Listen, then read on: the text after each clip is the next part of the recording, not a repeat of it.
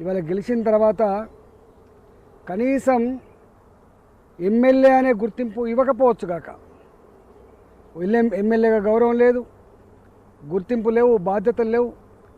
చివరికి తెలంగాణ ప్రజల పక్షాన ఏదైనా సమస్యలు ఏమనెత్తాలి, అసెంబ్లీలో మాట్లాడదామంటే అసెంబ్లీ నుంచి కూడా గెంటేసిండు. హుజురాబాద్ ప్రజానికం గెలిపించినప్పటికీ, నన్ను సభకు పంపించినప్పటికీ మీరు గెలిపిస్తే నేను తీసుకుంటాను లోపలికి అని చెప్పి ప్రజాభిప్రాయాన్ని మొత్తం కాళరాచి నన్ను బయటికి సస్పెండ్ చేసే విషయం మీకు తెలుసు.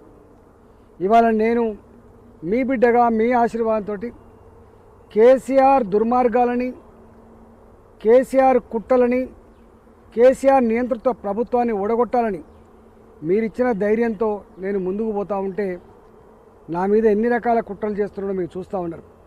చివరికి ప్రశాంతమైన హుజురాబాద్ గడ్డ మీద ప్రజల మధ్య చిచ్చు పెట్టించి ఇవాళ ఆనాడు మానుకోట మహబాద్లో తెలంగాణ ఉద్యమ కాళ్ళ మీద రాళ్ళు వేయించి జిప్పులు తీయించి అవమానపరిచినటువంటి సైకోలను పట్టుకొని ఎమ్మెల్సీగా మన మీద రుద్ది ఆ సైకోతో ఇవాళ రకరకాల చిల్లర పనులు ఏం చేస్తున్నాడో హుజురాబాద్ ప్రజలకు మీకు తెలుసు.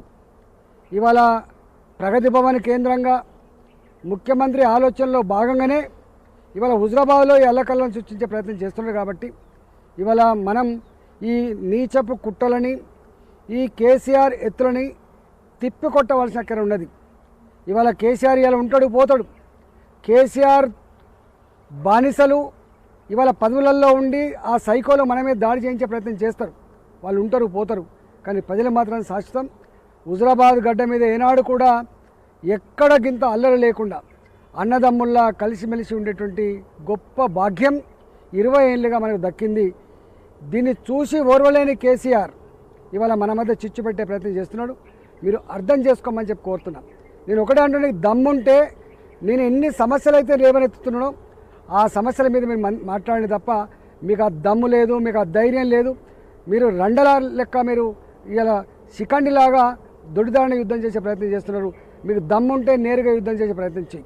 నేను ఛాలెంజ్ చేసిన, నీ గజ్వెల్లో కొట్లాడదామా, నా హుజురాబాద్కి వస్తావా కొట్లాడదామా అని చెప్పి చేసిన. మీకు దమ్ముంటే దాని మీద స్వీకరించి రావాలి తప్ప ఇట్లాంటి చిల్లర మల్లర ఈ అల్లకల్లను సృష్టించే ప్రయత్నం చేస్తే ఖబర్దారని చెప్పి హెచ్చరిస్తూ ఉన్నాం.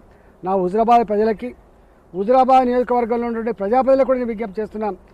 వీళ్ళు చేసేటువంటి నీచపు కుట్రలకు మనం భాగం పంచుకోవద్దని, మనం దీంట్లో బలి కావకూడదని చెప్పి నేను వినమ్రంగా విజ్ఞప్తి చేస్తున్నా. మా కార్యకర్తలు మేము తలుచుకుంటే పొలిమేరల్లాగా తరమగలిగే శక్తి ఉన్నోళ్ళం.